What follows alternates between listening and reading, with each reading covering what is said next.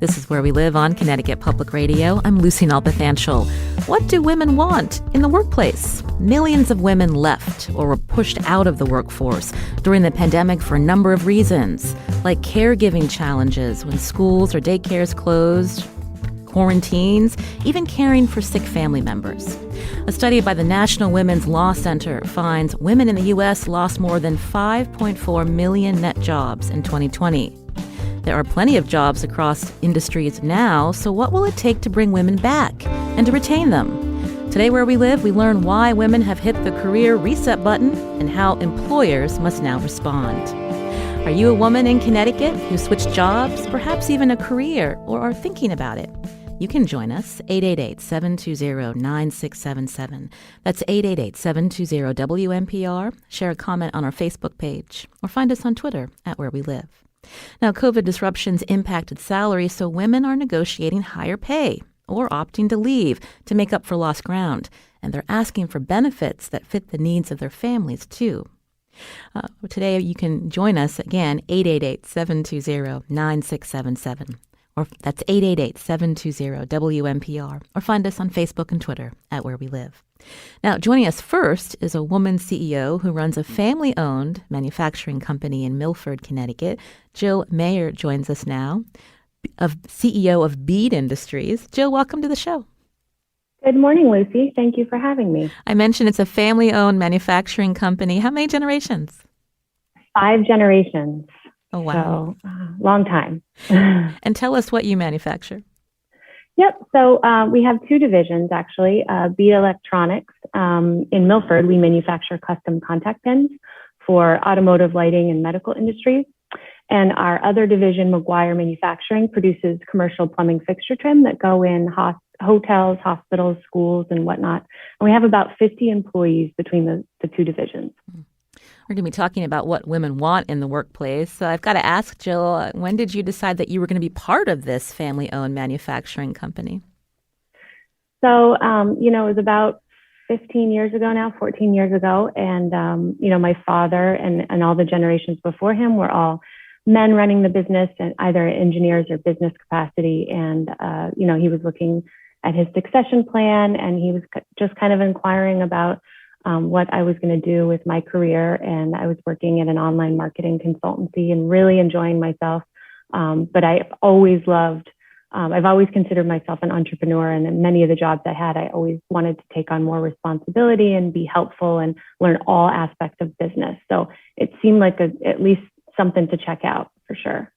You mentioned 15 years ago, especially at Bead, definitely more men than women in the company. I understand that now more than half of your workforce consists of women, including most of your machine operators. Tell us about that.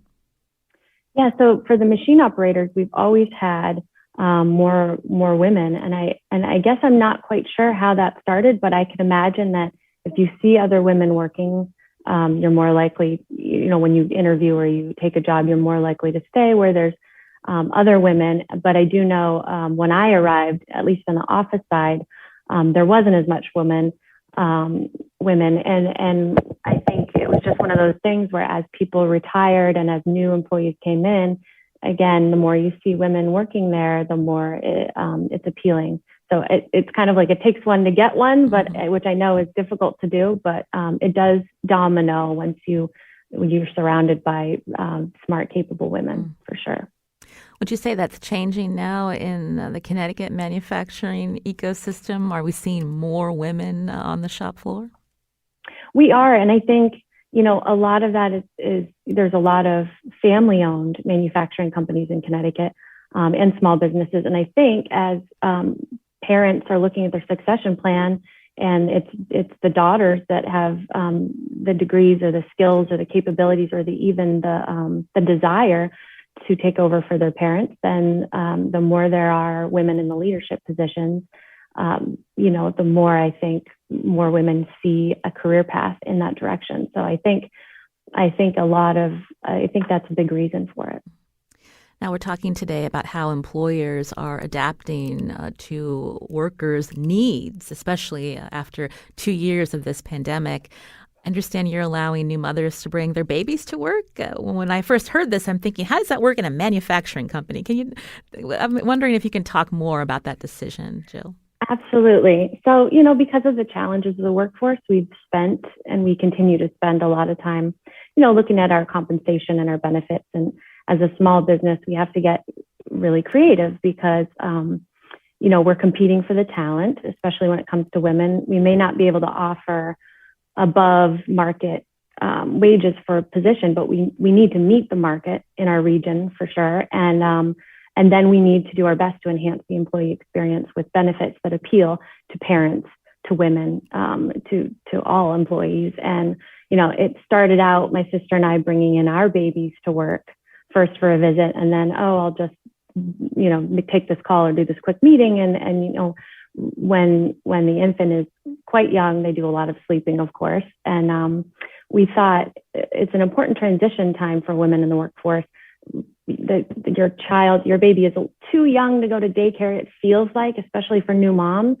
But your maternity leave is over, and you got to kind of start the transition. So what we did was offered for full-time employees to bring their infants to work for the first 4 months. Now, by the time they get back from maternity, baby's probably about 10 to 12 weeks already. So it leaves another 4 to 6 weeks for them to transition back. And it doesn't work for every parent. It certainly doesn't work for every child. But we happen to have an office that was conducive to that, with doors that can close and privacy shades. So our setup was good. And then the flexibility around that, I think, was important. So some parents preferred to come for shorter, more frequent days, some for longer days, less frequently. And we had an employee who had lots of help from her parents. So she only brought her baby in for a week or so, and then decided that it was preferable not to bring them in. And they're required to designate 2 or 3 alternate employees within the workplace who voluntarily agree to take the infant if the parent needs to use the restroom or go to a meeting or pop out to the factory. And I'm always one of those because I love to hold the babies, and I'm a big fan of babies. So, and of course they're encouraged to bring in a pack and play or a jungle gym. And when I mentioned that all babies are different, if you have a colicky baby, that probably isn't going to be the best scenario. Like I said, all parents are different, all babies are different, but it was actually me convincing the employee sometimes that a little bit of crying is totally expected and normal, and not to run from the building immediately. Give it 20, 30 minutes, and we can all shut our doors. We can put in headsets. It's not a big deal. And if it got to a point where the parent was uncomfortable, you can take them home. So. Some of our listeners might be wondering, are you hiring, Jill? We are, actually. So, well, I'm curious. So I would assume that the staff that you already have, the response must have been like, what was the reaction? And you mentioned competing for talent. So have you seen this policy making a difference in the type of workers that you're able to hire? So I think the reaction was, really? Oh, okay. Are you sure? And then it was gratitude. And then, even from some of the men in the office, it was surprise, but it was also like, it works. It seems to be working. So, like I said, it's not a really long period of time, and it actually brings joy to the office. It's life, I think it just, other companies bring their pets to the office. We will bring babies. You're hearing again, Jill Mayer, CEO of Bead Industries. This is a family-owned manufacturing company in Milford, Connecticut, as we talk about how employers are shifting schedules or coming up with policies to help bring women back to work and to retain them. You can join us if you're a woman who's made a switch during the pandemic in your career, or you're thinking about it. We'd love to hear from you. 888-720-9677. That's 888-720-WNPR, or find us on Facebook and Twitter at Where We Live. How do other manufacturers respond when they hear about this policy, Jill? Is this something that's catching, or still more skepticism here? There's definitely skepticism. Just like during the pandemic, employees who are actually physically touching the product and need to be out in the shop their entire day. It's not going to be like our machine operators aren't going to really be able to bring their babies to work. Now, if we have a purchasing manager or a quality technician, we can definitely, we've got office space, we can set them up and we can make it work. But if you're running a machine all day, that's not going to work. Luckily, we don't currently have any employees with young children. So that wasn't an issue, but it's very similar to when the pandemic occurred and, office employees worked remotely and the employees who touched the product and had to be there had to come in.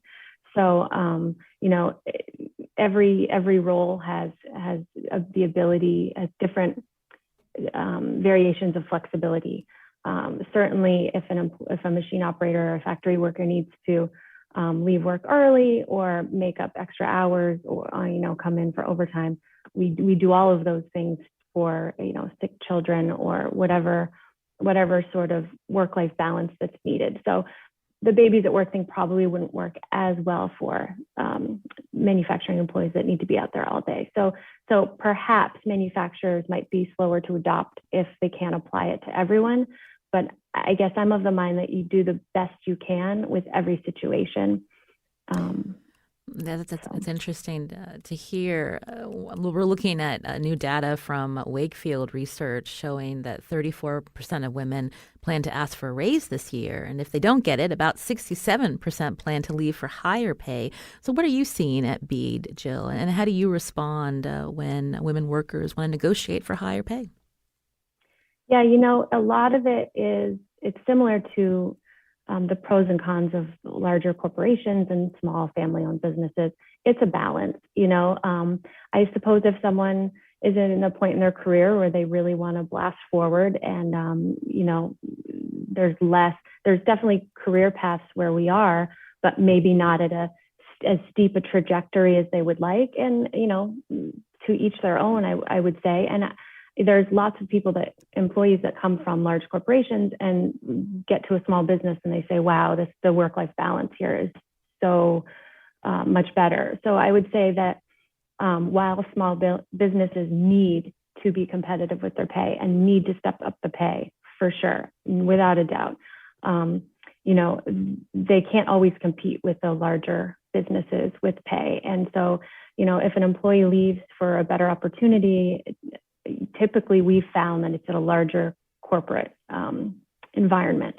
And so in my mind, I wonder if they're considering, I hope that they're considering that there are trade-offs when it comes to that. And listeners, again, we'd love to hear what the tipping point is for you. Is it higher pay? Is it better policies and flexibilities that help meet the needs of your family? Again, our number, 888-720-9677, or find us on Facebook and Twitter at Where We Live. Because you run a manufacturing company, there's been a lot of attention, of course, on hybrid work and also certain office jobs able to work remotely during the pandemic. And so as a manufacturer, how do you, approach hybrid? You had mentioned earlier that, that you are flexible in hours related to new parents. Well, I would say that, before the pandemic, I wasn't sure it was possible. Post-pandemic, it's possible. It actually works really well and even better in some specific circumstances. But, if you've got your ERP system that you're using to run your shop floor from invoicing to shipping, if that's in the cloud, remote workers can access that easily.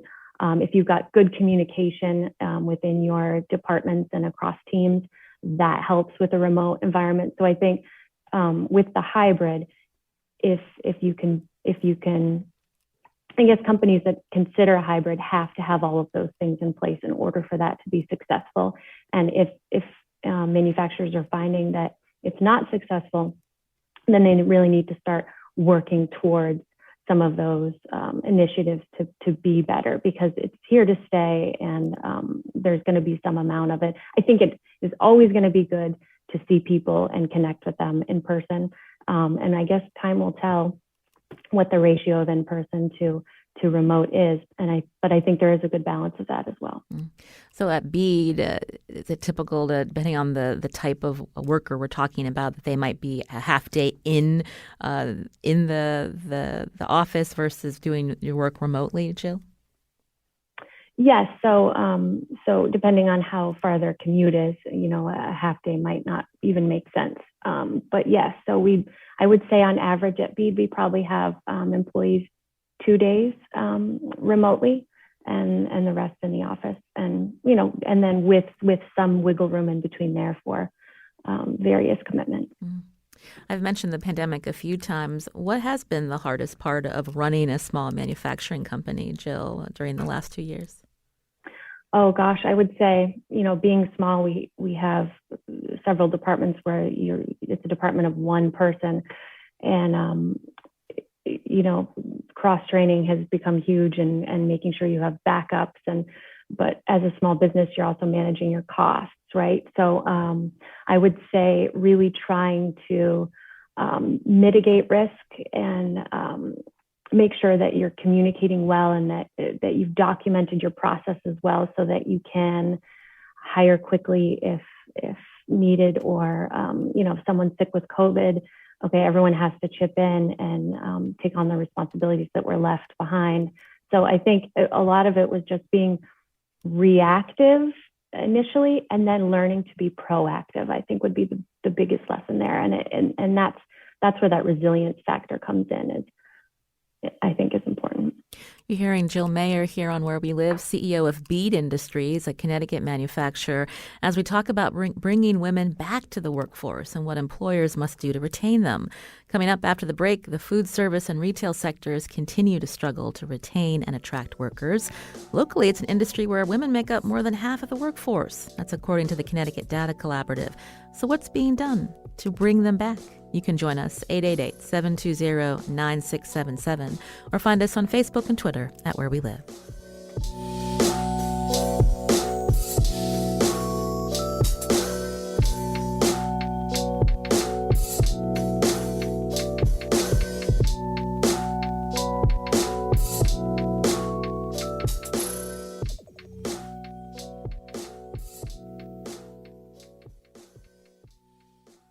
This is Where We Live on Connecticut Public Radio. I'm Lucy Nalpathanchel. Today we're focusing on what women want in the workplace. Studies show women have quit their jobs at higher rates than men during the pandemic. In March, a survey by KeyBank's digital banking platform, Laurel Road, found more than 3 out of 10 women left their jobs in 2021.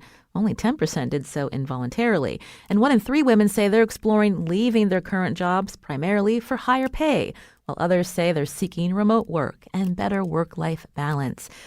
Now, more than half of workers in the food industry, services, and retail sector are women. How are these industries that are struggling to retain employees who are paid hourly? How are these businesses adapting to workers' needs?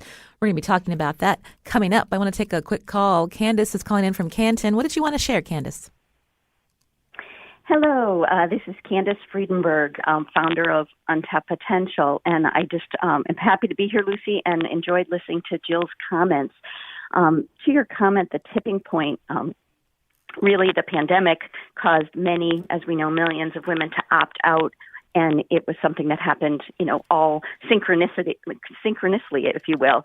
Untapped Potential advances business and reignites careers, really focusing on returning women that historically opted out, although they were educated and experienced.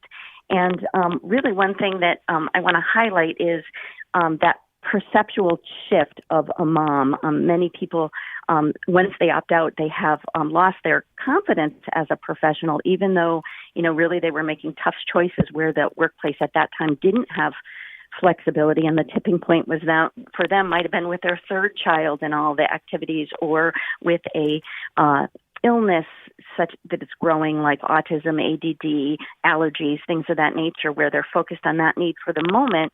And really our leaders in the workplace not only need to think of the flexibility required to retain, but also bring women back, and the perception of what they envision what a mom is that she could be career oriented, just with dual careers and raising children, something knocked her out of the workforce. Well, thank you, Candace, for bringing up those important points. Jill Mayer is still with us from Bead Industries. She's a CEO. Jill, did you want to respond to the caller?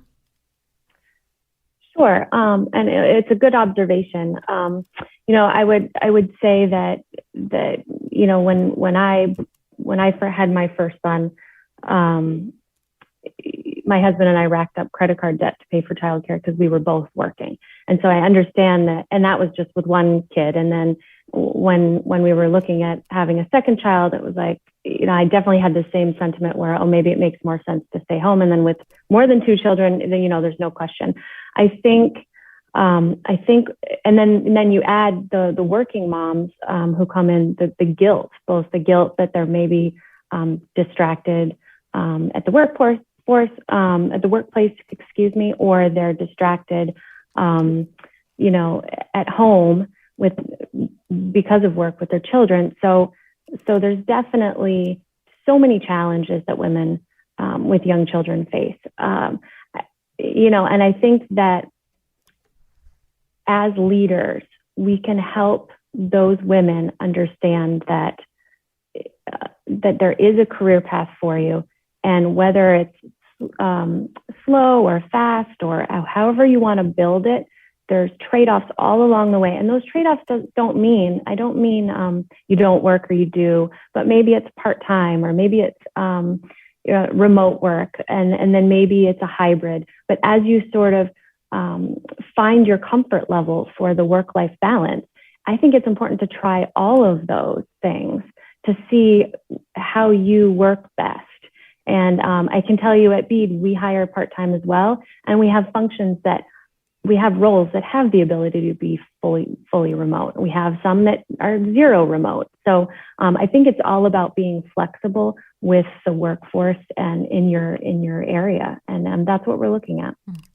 Again, you can join us 888-720-9677 as we talk about what women want in the workplace, again, to recruit and retain them. As we heard, many women choosing to opt out of their present jobs or former jobs in the pandemic, and some of the reasons behind that.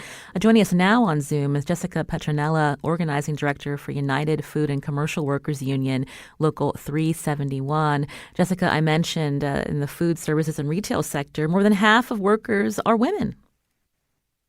Yes. Hi, Lucy. Thank you for having us. We appreciate it. So we represent members in predominantly retail food. I cover Fairfield County. So we have King's and Stop and Shop. We have ShopRite Garfalo and the Joseph family. So most of our members are in retail food, but we also have nursing home members and bus drivers and Foxwoods Casino. So we represent a variety of workers, and a lot of our members are women. And these workers were the essential workers during the pandemic. As we talk about how some employers are able to provide flexibility, work from home, these workers, they were coming in every day since March 2020. Jessica, talk about the toll on them. Correct. With COVID, there were fears among our members that they were going to bring COVID home to their children and to their spouses. So, they were trying to protect themselves and keep their families safe while serving the customers. So it was a struggle. And so tell us, how through Local 371 you're responding to these workers' needs and how to help them, remain employed, but also, taking into account what's happening at home or in their personal lives. Sure. Well, during the pandemic, we were pushing our companies to pay hazard pay to give an incentive to keep people working, because you had a lot of members take leave of absences because of the fear of COVID and bringing it home to their families.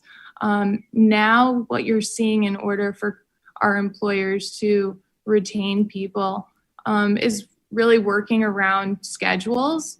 For example, you have some stores that will let members leave work, go pick up their kids from school, bring them home, and come back to work. So you are seeing more of a flexible schedule because employers are short-staffed. Mhm. So that particular option for parents to leave work to get their kids and then come back before the pandemic, would that have been unheard of for management to permit that? I think there's definitely more of a flexibility just because they desperately need people to go back to work and they need the staffing. Mhm.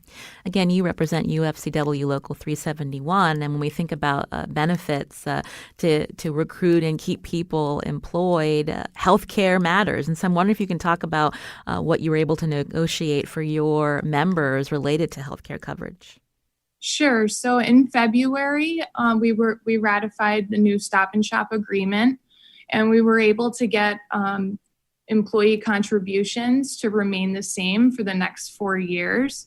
So a mom can provide major medical for her entire family for $38 per week for an employee contribution, and that will remain the same for the next 4 years. We were able to lower deductibles. So it was $600 deductible for a family. We were able to lower that to $500. For a single person, it was $300. We were able to lower that to $200. A single was $300. We were able to lower that to $250. And we were able to also, get significant wage increases. We've been seeing that more and more throughout our union contracts. Mm.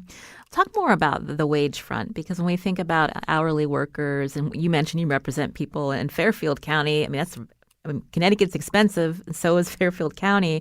And again, making sure that the people that are what they're being paid, they're able to provide for the families, that they're not going to leave and maybe work for Amazon. Or are you seeing that too?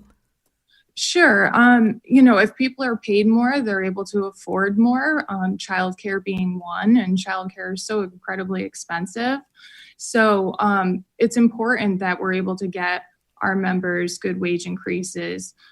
We've been seeing better contracts, better wages, just because of the worker shortage. So it's definitely the worker shortage has helped us get better wage increases because companies, they do need to retain their people. Now, when I mentioned Amazon, so when workers decide to leave for, again, the sectors that you represent, where are they going? What can you tell us? Sure. So do we have workers that leave to go to Amazon? We do. Amazon's an extremely difficult company to work for. I've had members leave to go to Amazon and have returned back to retail food or companies that we represent because the benefits are much better than what they are at Amazon. Like Stop and Shop, for example, they're getting major med. Oh, Jessica, I think we're having trouble hearing you. I want to go to Jill Mayer, who's CEO of Bead Industries. Jessica, can you hear me? I can hear you. Oh, Lucy. your connection cut out. You had mentioned that some workers do end up leaving, going to Amazon, and then some of them return, and benefits like healthcare is what brings them back. I would say healthcare, and they have a pension too. So part-timers and full-timers, they're vested in a pension fund after 5 years, and they don't pay into that. The employer pays into it. And it's definitely a benefit that has helped bring people that have left to go to Amazon back to companies like Stop and Shop and ShopRite. You're hearing Jessica Petronella here on Where We Live, Organizing Director of the United Food and Commercial Workers Union, UFCW Local 371. I mentioned Jill Mayer still with us. She's the CEO of a Connecticut manufacturer, Bead Industries.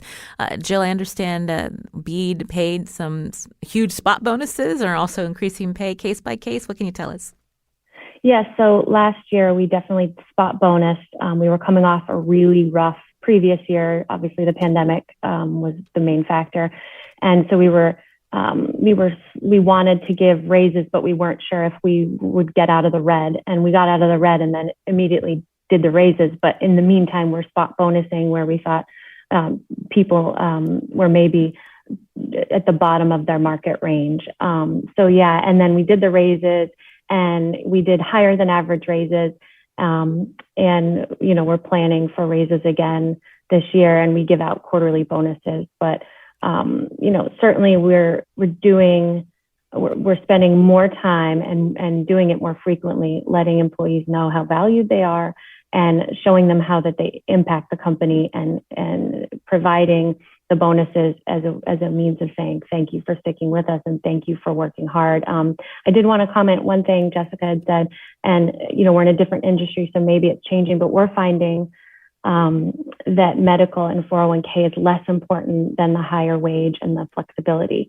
So we're having to kind of shift our model because we pride ourselves on our 401k and especially our medical contribution. We contribute 85% of our employees' medical premiums, which we're told for our industry is on the higher end. So, but we are getting the feedback that they prefer just the higher pay than the medical. So we're trying to offer different medical options and trying to open the conversation to really understand what employees want, and depending on their generation or where they are in their career, they may want different things. So we're just trying to listen more when it comes to that. That's interesting. Thank you for sharing that, Jill. Again, you can join us as we talk about what women want when they look at their careers, whether it's returning to an office or maybe finding remote work that's more flexible and able for them to respond more to their family. You can join us 888-720-9677 or find us on Facebook and Twitter at Where We Live. Evelyn's calling in from Hamden. Evelyn, what did you want to share? Hi, Lucy. Hi, everyone.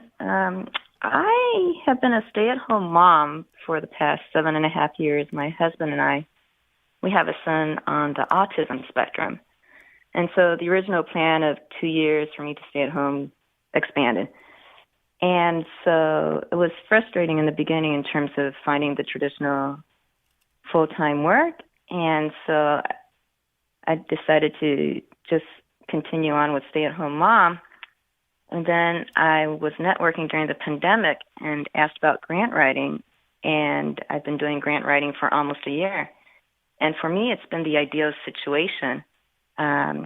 There's pretty much no micromanagement. I'm able to work from home, take care of my responsibilities at home, picking up my son, that sort of thing. And as long as I get my work done on time, that's all that really matters. And my boss and I, we communicate really well with each other, and she's very supportive.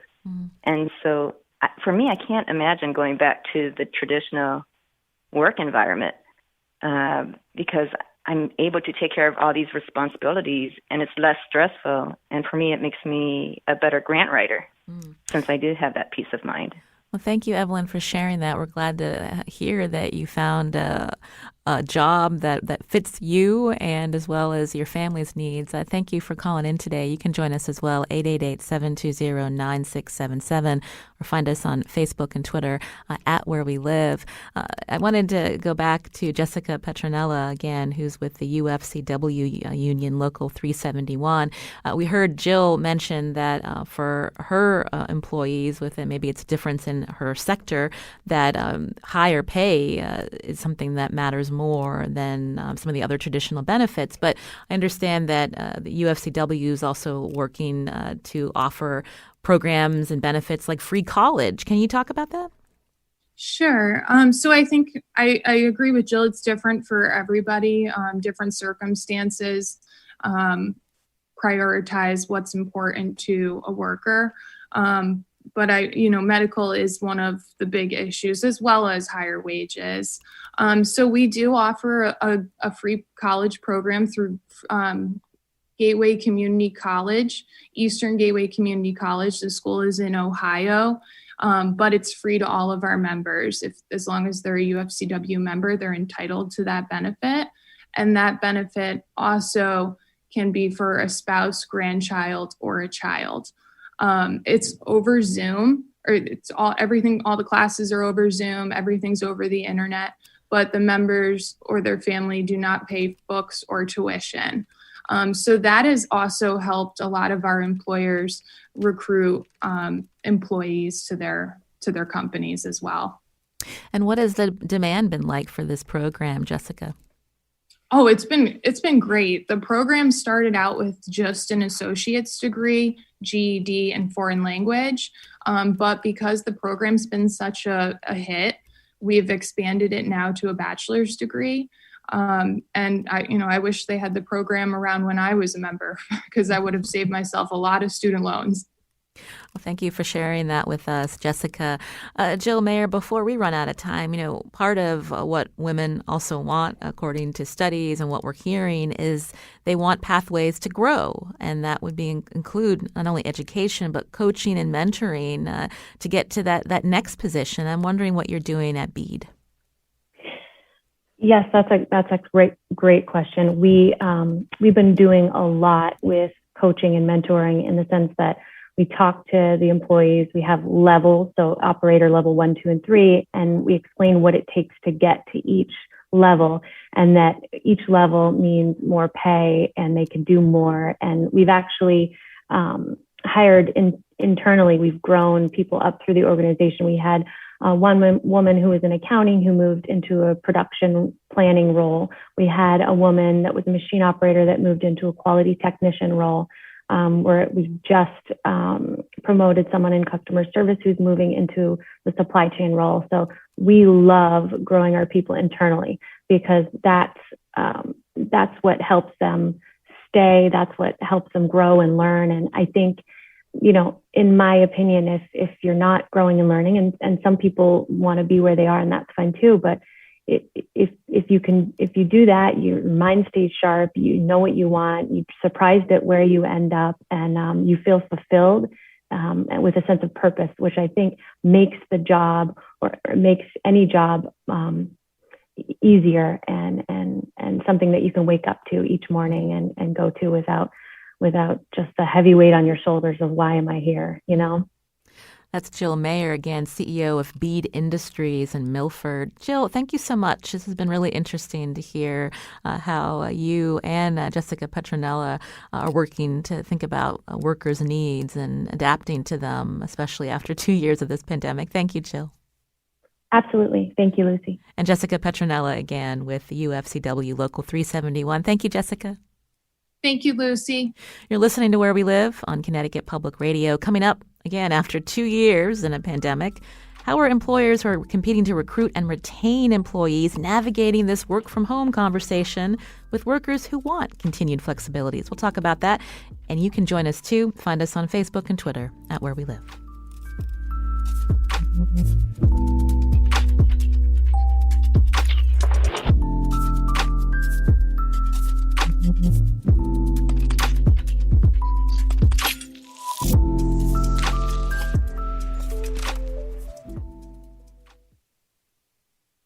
This is Where We Live. I'm Lucy Nalpathanchel. Today we're talking about what women want in the workplace and how employers are responding. My next guest spent more than 2 decades studying virtual teams along with leadership and the effects of gender diversity in the workplace. Lucy Gilson is a professor and associate dean of faculty and outreach at the University of Connecticut School of Business. Lucy, welcome to our show. Good morning, Lucy. Happy to be here. Now, a Where We Live listener messaged us on Twitter the other day about her career change. I wanted to share that with you. She wrote, "I've worked from home for longer than the pandemic has been around, doing medical claims processing on a production schedule. I am a number, producing numbers for a big company with big numbers. And there's no sense of accomplishment in my work, especially coupled with juggling my family's needs. Watching other companies create supports for their pandemic work-at-home employees made me realize what I've been missing. My kids are teens now. I have 20 years left to work, and I'm positive I will find a field that can treat me like a person, not a number." So, Lucy, I wanted you to respond to that listener comment again about these tipping points that women are deciding to, it's time for a reset in my career. So a couple of things that come out there, and the Twitter poster, I'm not sure what the term is completely right. It's about feeling valued. It's about feeling more than a number. And whether you're working or remotely or in person, that is equally as important. So, you mentioned earlier that, 34% of women are asking for a pay raise. They're asking for a pay raise partly because we don't have gender parity, right? So, if men, we can now see a lot more with everybody working virtually, what everybody's doing. Work is more visible. There is much more equality when we're on the screen. Everybody has the same size box. We can see who's available, who's working. It's no longer, my jacket's on the back of the chair, so I'm at the office all these really long hours when I'm, out playing golf. So, I think it's causing women to suddenly say, my value is important. Let me ask for a raise. March 15th was Pay Equity Day, right? That's a big gap. But as well as the pay equity, there really is the piece about feeling valued, and culture is just as important as pay. And a lot of people leave jobs because they don't feel valued, they don't feel seen, and the culture is not one that supports them. I loved what Evelyn, who called in, shared earlier about her work completely from home experience because of her family's needs. But she said that, she's got a good relationship with her manager. There's no micromanaging. And she said, I'm a better grant writer. And I think that's what employers want, their workers to feel valued, but also that they can do their best. So absolutely. I mean, and what she's also saying is, it doesn't necessarily matter, how I work, where I work, or when I work. It's important that I do the work, and I do the work at this level. And my manager, my organization is supporting that. I'm feeling valued. I'm feeling trusted. I'm doing great work. Mm-hmm. So we're seeing, big companies like 3M, Spotify, Slack, and Twitter all offering employees the option to fully work remotely. And so I'm wondering if you can talk about, this future of work and, how these changing attitudes are going to impact women that we've been talking about who've opted to leave. So it's ironic because early virtual work wasn't always good for women. Mm-hmm. So there was a sort of a women's tax when you worked virtually, that you still had to be camera ready and all these expectations. And that actually has sort of leveled out a bit, which has been great. And we're now actually reaping some of the benefits as women of being able to have flexible work. So I don't, it's not that we're advocating, our research is showing that everybody should be 100% virtual. There are still times when it is beneficial to be in the office, but it is really thinking about, is it beneficial for the task, the work that needs to get done? And is it beneficial for the employees, rather than just saying everybody needs to be in 5 days a week or even 2 days a week, right? If we're all in the office and yet we're all closing our doors and just working on our screens, what's the benefit of being in the office? So it sort of really is incumbent upon managers, leaders, organizations to think about what are the tasks, what are the things that need to be done in person, collaboratively, versus what are the things that can be done virtually, collaboratively as well. So that, collaboration is not the divider here, but really trying to match, when we need people together. And then the second part of that is understanding that, a lot of employees are lonely. A lot of employees are actually very stressed they've lost their work network, their work friends, their work family. And so, for some employees, there's going to be this need to come back in to, communicate and interact with other people. So the balance here is the tricky part. Mm-hmm. Can we talk about the tension, too? I understand some Apple employees threatened to resign after Tim Cook told them they're going to be returning to the office at least on a hybrid schedule. There was a April New York Post article quoted one of these workers as saying, "I don't give a single bleep about ever coming back to work here." This is what one ranted on a corporate message board blind this week. Google this week also required workers to come into the company headquarters at least 3 times a week. So what's your take on this tension? What should management consider when planning for this transition? Yeah, I mean, that's the hard part, right? If you're mandating people to come back into the office and there's no rationale as to why, right? So, again, it's coming back to that culture. It's coming back to that valuing your employees. Now we're no longer feeling as a valued part of this community. We're feeling like we have to be in because we're number counting, right? It's a bed check. We've got 20 people in their chairs and it's Tuesday. That's good. If there is a reason why we need 20 people in the office on Tuesday to work on a specific project, to help the company move forward, to interact with our clients, I think people are going to be much more willing to do that. So I think what we're struggling with here is we have now seen over the last couple of years how virtual teams work, how we can really produce good work working remotely. That's not to say that that's the only way we can produce good work, but explain to me why you need me in the office. And I think that's the struggle. That again, it's that feeling valued, feeling like you belong, the culture piece. And when we have these conversations about hybrid or fully remote, should this also be viewed as an elite problem? Because as we referenced earlier, there are sectors, manufacturing, service, retail, they've been working in person the whole time. And how does that impact the labor market moving forward, Lucy? So I'm not sure if I see it as elite, rather the nature of work. So if you think back to what Jill said, is that there are parts of work in manufacturing, for instance, where, there's office work, there's always been office work that can be flexible, and there's running the machinery that can't. The piece, though, that she touched upon is the flexibility, and Jessica talked about this as well, the flexibility in those required in-person jobs, right? A lot of the shifts, the way we time work, right, is based on a historical, that's the way we've always done it, which was probably set back by men, in the 20s, 40s, 60s, you name it. Does the shift need to be from starting at, 9 a.m. and going to 5 p.m., right? Could it start later once your children are all at school? Could it be split? So you work, 4 hours in the morning and 4 hours at night. So, I do think we need to think a little bit more creatively about how we structure work and the times that people need to be at work. Because absolutely, there are a number of jobs where people have to be in person. Right. But do they have to be in person in the way that there is structured now is the question. I wanted to end, speaking of men, Google's former HR chief, Laszlo Bock, told Bloomberg, he's now CEO of Humu, which is an HR software maker, but he said hybrid won't be around after 5 years. For someone who has studied virtual teams for more than 20, what are your thoughts on that? Well, I hate to contradict, but I think hybrid will be around. I think there are just a lot of benefits to people personally. There are a lot of benefits to the environment, that we're going to see, and it's going to be hard to see a future where everybody goes back to exactly as it was before. But hybrid will look different for different people in different industries and different jobs.